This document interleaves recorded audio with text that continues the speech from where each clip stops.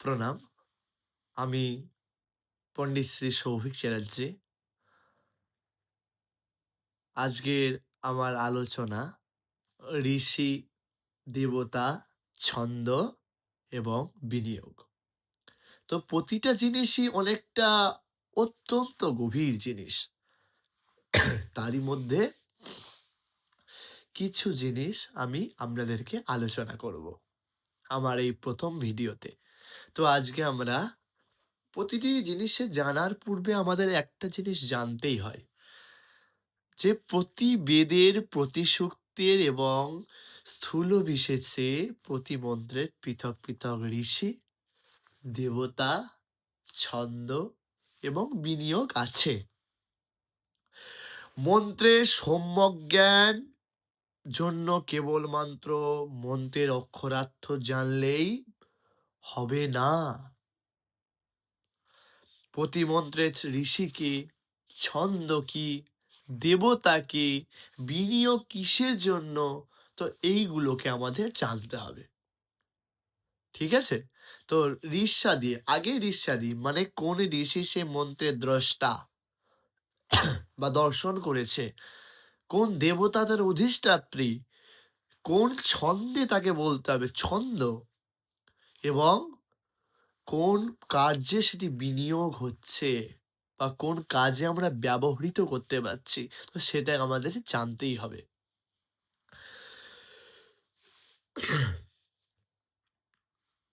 যদি বেদমন্ত্রের এগুলো জ্ঞানের জন্য জানা অপরিহার্য, আর কেউ যদি এগুলো না জেনে বেদমন্ত্র স্বাধ্যায় করে, তাহাকে ধর্মশাস্ত্রে মন্ত্রকণ্টক বলা হয়। তা মন্ত্রকণ্টক কাকে বলা হয়? একটি উক্তি দিই। ঋষি ছন্দো দৈবতানি ব্রহ্মণার্থাং স্বরাদ্যপি অবিদিত্বা প্রয়োগতান মন্ত্রকণ্টক উচ্যতে। অর্থাৎ যে ব্যক্তি বেদমন্ত্র সমূহে ঋষি, ছন্দ, দেবতা, ব্রাহ্মণ বাক্যের অর্থ এবং স্বরূপক্রিয়াদি না জানিয়া মন্ত্রের প্রয়োগ করেন, তাহাকে মন্ত্র কণ্টক বলা হয় বা কাঁটা বলা হয়। তো এই সকল জানিয়া কেউ যদি অধ্যাপনা বা মন্ত্র জপে ব্রতী হয়, তাহলে সে পাপ করে। কেউ যদি না জেনে, সে ঋষিকে সম্মান না করে, সে দেবতাকে সম্মান না করে, সে ছন্দে না বলে দেবতার কাছে পৌঁছতে না পারে, কি কার্যে সে ব্যবহৃত করছে সেই যদি না, সে কার্য ব্যবহারটা যদি না জানলো, সে যতই তার বঙ্গানুবাদ জানুক, তার ট্রান্সলেশন জানুক, তার কোনো ভ্যালু নেই। ঠিক আছে? তোর জন্যেই এটা বলেছে, अविदित्वा ऋषिं छन्दो दैवतां योगमेव च यद्यापये जपित वापि পাপিয়ান জায়তি তুষাহ। আমরা ঋষি, ছন্দ, দেবতা এগুলো একটি আলাদা আলাদা ভাবে আমরা জানবো। তো প্রথম জানবো ঋষি, দেবতা, ছন্দ আমরা পরে জানলাম। আগে যা দেখি যে কে মন্ত্রের দ্রষ্টা বা এই দর্শন যে করেছেন, দ্রষ্টা মানে কি, দর্শন করেছেন, ঠিক আছে, বা বলেছেন, তাই না? বলেছেন মানে তিনি দর্শন করেছেন, তাই তিনি বলেছেন। তো কে এই মন্ত্রের দ্রষ্টা সেটা আমাদের জানা আগে প্রয়োজন। সে সে কে মহা ঋষি যে সেই মন্ত্রকে পেল, ঠিক আছে? তো ঋষি জানার আগে আমাদের ঋষিটা কিভাবে এলো জানতে হবে।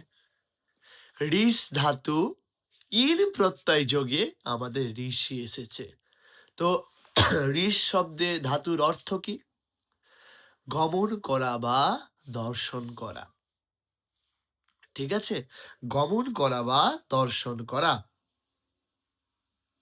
তো যাস্ক ঋষি এটা নিয়ে ব্যাখ্যা করেছেন, যদিনান তপস্যমানান ব্রহ্ম স্বয়ম্ভো অভ্যনার্যত তদৃশയോ ভবন তদৃশयो নামৃত্যেষ্ব ত্বমিতি বিজ্ঞায়তে।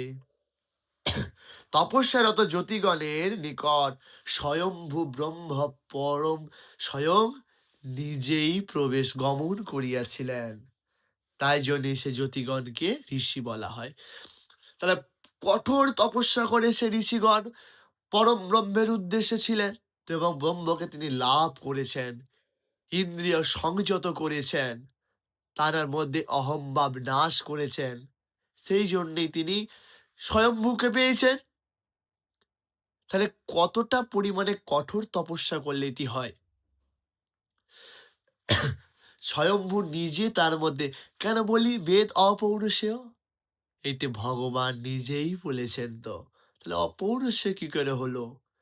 পৌরুষেয় কিন্তু উৎপত্তি বা বিনাশ হয়, কিন্তু বেদের বিনাশ নাই। ঠিক আছে, আমাদের যত বৈদিক ক্রিয়াকর্ম যাগযজ্ঞ আচার আচরণ তার কোনো বিনাশ হয় না। তিনি আদি, তিনি অনন্ত, তিনি চিরকালীন থাকবেন। ঠিক আছে,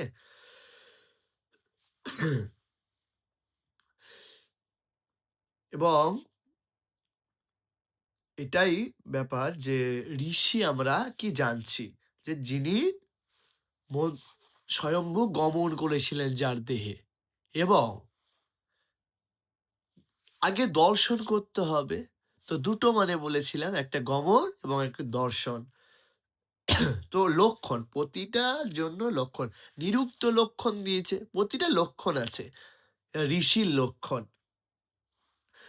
সাক্ষাৎ কৃতধর্মান ঋষয় বাভূব, মানে তিনি সাক্ষাৎ কৃত মানে ধর্মকে তিনি সাক্ষাৎ দর্শন করেছেন সেই ঋষি। আমাদের প্রতিটা বেদের প্রতিটা ঋষি পাওয়া যায়, অনেক ঋষি। প্রথম আমাদের বেদের প্রথম মন্ত্র ঋগ্বেদের অগ্নিমিলে ব্রহেতাম যে মন্ত্র আছে, তো তিনি একটা গায়ত্রী ছন্দে লেখা, এগুলো আমরা জানি, অগ্নি দেবতা। হ্যাঁ, পাঠে বিনিয়োগা, যে পাঠ হচ্ছে আমাদের প্রথম অগ্নিসূক্ত পাঠ। ঠিক আছে, তো প্রথম আমাদের ঋগ্বেদের মন্ত্র। তো এগুলো জানতে হবে যে কে তার ঋষি। ঠিক আছে, ঋষি জানতে হবে, আমাদের মন্ত্র জানতে হবে, প্রতিটা অক্ষরের মানে জানলেই শুধু হবে না, আগে মেন জিনিস হচ্ছে ঋষি আর দেবতা, কোন ছন্দে, ছন্দ কটি অক্ষরের ছন্দ আসবো পরে, কিন্তু এখন আমরা পড়বো ঋষি, যেটা আমাদের এখন আলোচনা পক্ষে।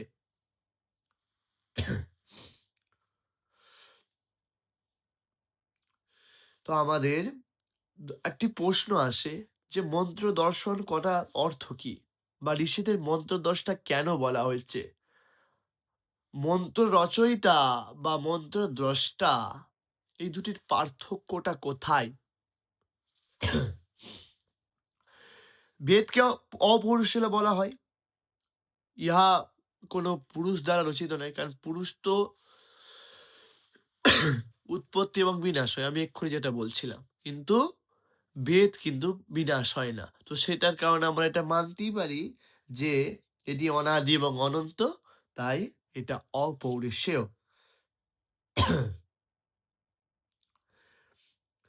আমাদের প্রথম ঋগ্বেদী যদি ধরি, প্রতিটা মণ্ডল, প্রথম ঋষি দৃষ্ট হচ্ছে যে মধুচ্ছন্দা। ঠিক আছে, মধুচ্ছন্দা ঋষি প্রথম, প্রথম সূক্ত, ঋগ্বেদের প্রথম সূক্ত মধুচ্ছন্দা ঋষি পেয়েছিল। ঠিক আছে, তো মধুচ্ছন্দা ঋষি, তারপরে হচ্ছে যে আপনার গৃত সমদ ঋষি, বিশ্বামিত্র ঋষি, বামদেব ঋষি, পঞ্চম মণ্ডলে অত্রি, ষষ্ঠ মণ্ডলে ভরদ্বাজ ঋষি, সপ্তম মণ্ডলে বশিষ্ঠ ঋষি, অষ্টম মণ্ডলে কাণ্বা ঋষি। স্বয়ম্ভু ব্রহ্মের কৃপায় ঋষিগণের তপস্যার দ্বারা যুগান্তে প্রতি কল্পারম্ভে এই বেদ প্রাপ্তি বার্তা একটি শ্লোকে নিবদ্ধ আছে। কি শ্লোক? না, যুগান্তেন হৃতান বেদান সেতিহাসান মহর্ষয় লিভিরি তপসা পূর্বা মনুজ্ঞাতা স্বয়ম্ভুবা। ঠিক আছে? এটা আমাদের যাচ্ছে ঋষি, যে আমরা জানলাম যিনি স্বয়ম্ভু, যিনি গমন করেছিলেন এবং তিনি দর্শন করিয়েছেন সেই মন্ত্র, তার এই জন্য তিনি মন্ত্র দ্রষ্টা ঋষি। আমরা কত ব্যুৎপত্তি জানলাম। এবার আমরা জানবো যে দেবতা। তাহলে এই ভিডিওটা এইটুকুনি। এরপরে আমরা দেবতা এবং ছন্দ এবং বিনিয়োগ সবকিছু জানবো। তাই জন্য যদি আমার চ্যানেলটাকে ভালো লেগে থাকে সাবস্ক্রাইব করবেন এবং আমাকে লাইক, কমেন্ট, শেয়ার করে আমার পাশে থাকবেন। ধন্যবাদ। জয় শ্রীকৃষ্ণ।